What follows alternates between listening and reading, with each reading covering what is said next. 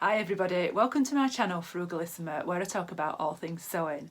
My name's Sam and welcome to anybody who's new. Today's video I'm just going to talk about everything that I've made in the month of December. I've got some Christmas presents that I've made and a couple of things that I've made for myself. So I hope everybody had a lovely Christmas and a Happy New Year. If this is the sort of video that you like, please like and subscribe, and if you hit the notification bell, it will notify you when I bring out new videos. So on to today's video. I'm going to start with the Vera dress, which is being ably modelled by Mandy the mannequin here. So the fabric for this came from Fabrics Galore, and I bought it in the Black Friday sale, and I did talk about making this in my December plans video. I think it was about the first thing that I made in December.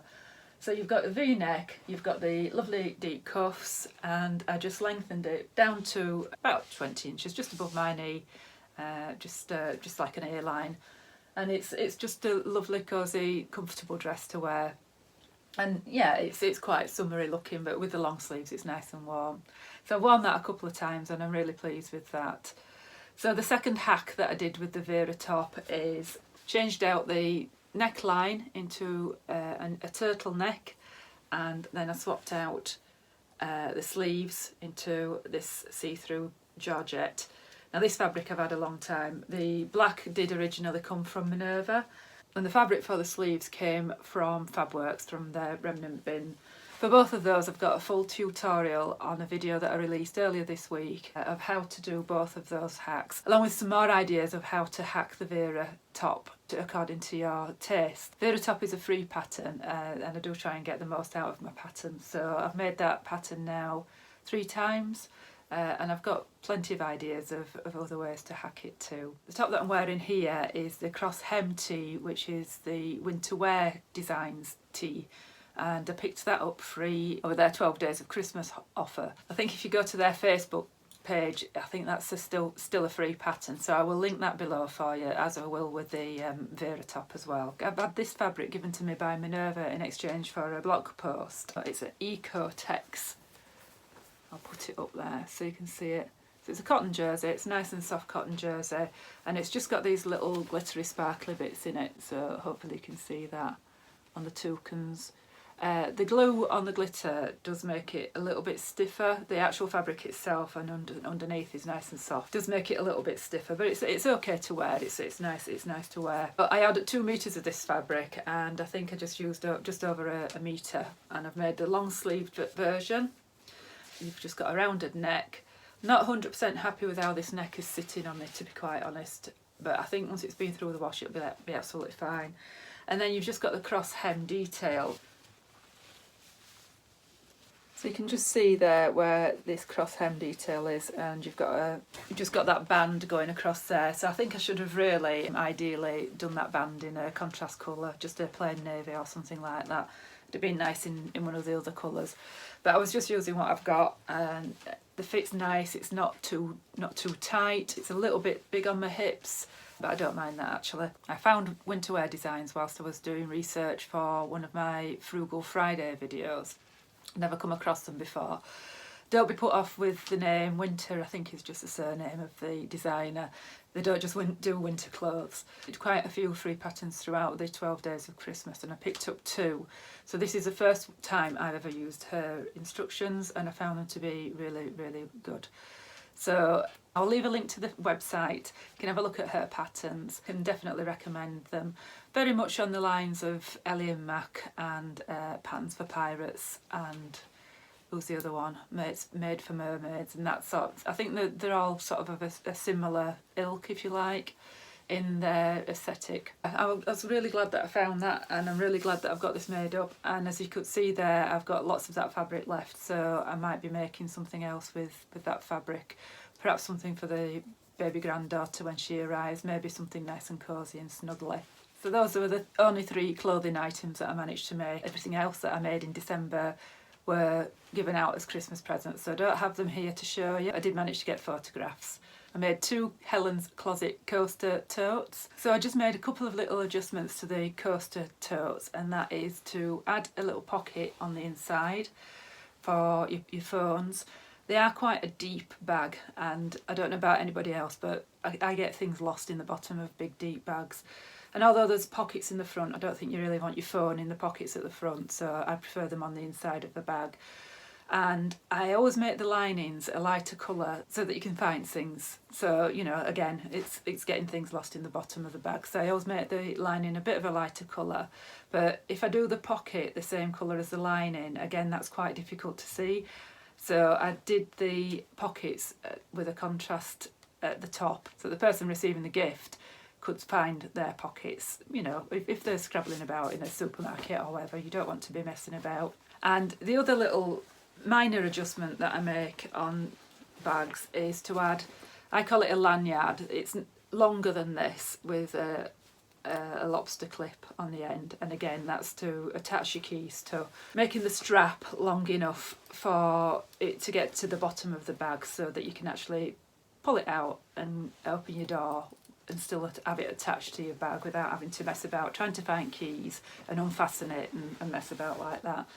So I make 2 of those, and both of them I put an oil skin on the pocket on the outside, so that if you're putting them down, and like this time of year where there's snow and rain and what have you, and they're putting them down, anything cotton or anything like that, there's a tendency to get wet. So I just made those little adjustments to the Costa totes. So the next thing that I made as a Christmas present was the Geo pouch. I always want to say Geo, but it's pronounced Geo because the pattern company, Patty Do, I think she's German. I've made this before for another friend, and I made this for my pal, and it is quite a quick make.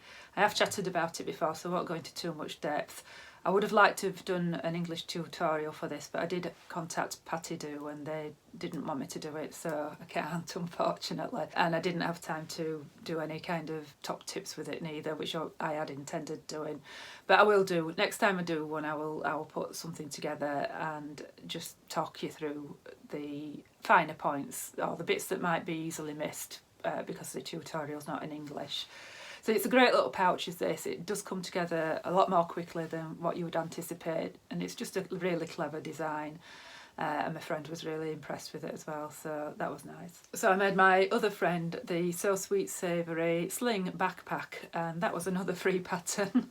That one, again, was something that I discovered whilst I was doing the Frugal Fridays, and I'd never seen any of this lady's patterns before, but she does have quite a lot of free patterns on her website. The instructions are in the form of a blog post, so probably wouldn't tackle this if you've never made a bag before. It's not difficult, but I think some things that you just need to to have done before, really.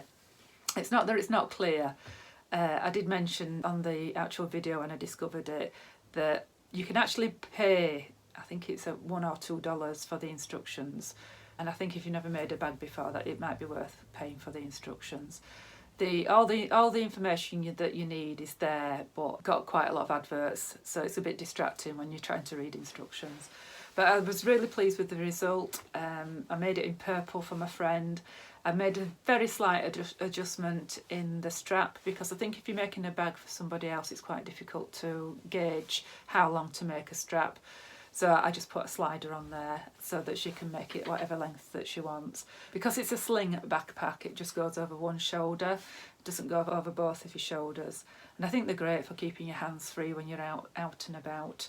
I use the furnishing fabric for the outside, and everything else I already had. The only thing I'm not so keen on is using bias binding on the seams. I like my seams to be clean, but actually, thinking about it, I probably sew those seams 3 times, so it actually makes your seams a lot more secure, and it does look nice actually, but it's just what I'm used to, having a nice clean seamless inside. So my final make for Christmas was the seat cover for my daughter-in-law, for her to nurse. So my granddaughter was due to be born yesterday, and we're still waiting for her. My son designed a rocking chair for her. She is actually quite petite, so he designed a rocking chair for his dad. Got joinery skills, so his dad made it up. He asked me to make the seat and seat covers. So I bought some foam from Dunelm Mill, so I'll show you that. So it's about 4 inch wide, and then he provided me with the measurements to make the covers.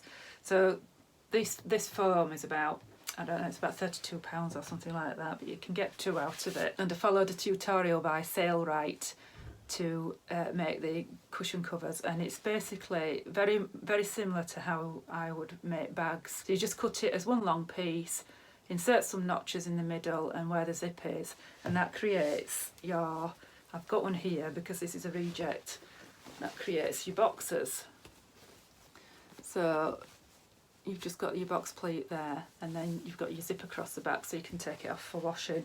And it is actually a simple process, and the website does say that it would take you 30 minutes.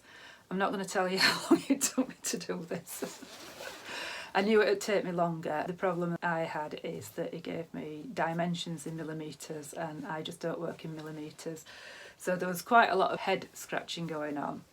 And not only did he give me dimensions in millimetres, it was then, it wants to be this big but minus the 4 inches. The back of the seat would sit on top of there, so it gave me the dimensions but minus that, and then the seat needed to be, oh, what a carry on. Anyway, we got there in the end. I did have to go out and buy some more fabric, but it is actually, once you get your head around it, it is a very simple tutorial. So I've now got a nice spare seat cover because I ended up with the zip in the wrong place. So I didn't manage to get everything made that I'd planned to make in December. I did bring out a video about upcycling some of my old makes, and I've got a week off now before I go back to work, so I'll be able to work on those a bit. I think I've got most of the things that I planned to make. It just seemed a little bit frantic towards the end. One minute I seemed to be releasing a video about things to make for Christmas in November, and the next thing it was suddenly Christmas Eve and I was still sewing away. I seem to do it every year. I mean, I can never get myself organised, but there you go. I don't know if anybody else is like that. Leave me a comment below. But yeah, we get there in the end, don't we? Christmas comes whether we're ready for it or not.